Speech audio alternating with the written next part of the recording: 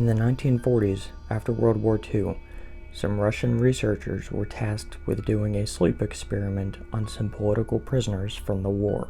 They were given 5 subjects. These subjects were told that if they were able to stay awake for 30 days for this research, then they would be freed. They were lied to.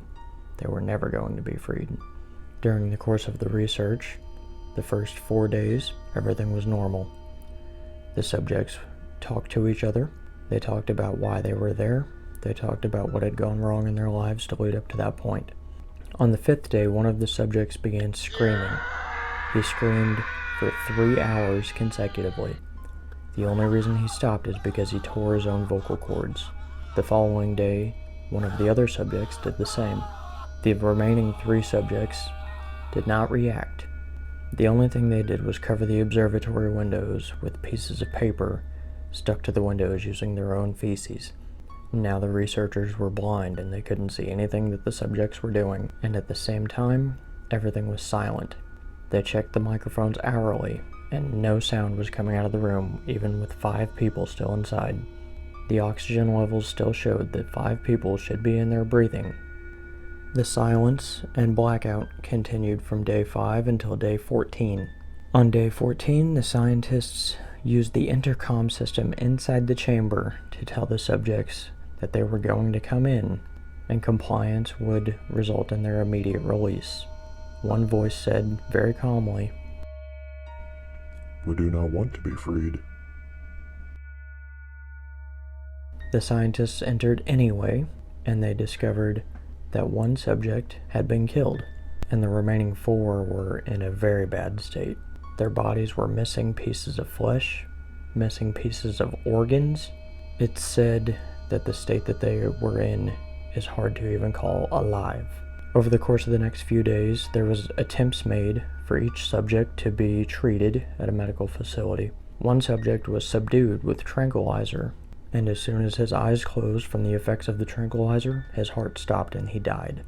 One subject demanded to be kept awake during the surgery, and he smiled and stared at the doctor the entire time the surgery was happening. When the doctor was finished, the patient attempted to speak, but he could not. So the doctor got him a piece of paper and a pencil, and the words that he wrote simply read, "Keep cutting." After all of the surgeries and medical procedures were completed, it was decided that the remaining 2 subjects would be put back into the chamber to finish the research, and 1 researcher would be put into the chamber with them to monitor them. The researcher grabbed a gun from one of the security personnel nearby, immediately shot one of the subjects, immediately shot the guy that he took the gun from, and then turned the gun on the remaining subject, and he said, "I must know, what are you?" And the subject replied, "Have you forgotten so easily? We are you. We are the madness that lurks within you all, begging to be free at every moment in your deepest animal mind. We are what you hide from in your beds every night. We are what you sedate into silence and paralysis when you go to the nocturnal haven where we cannot tread." At the end of his sentence, the researcher shoots him directly in the heart, and as the subject's eyes close for the final time, he says, "So nearly free." The Russian sleep experiment is my favorite creepypasta. I've read it a handful of times, and every time it just gives me chills. Firstly, to think that the capability to do that kind of stuff to yourself after being without sleep over the course of 2 weeks. It's insane to think that those animalistic urges hide just beneath the surface, and the slightest amount of stress on your psyche after 2 weeks without sleep can cause you to revert to that level of animalism.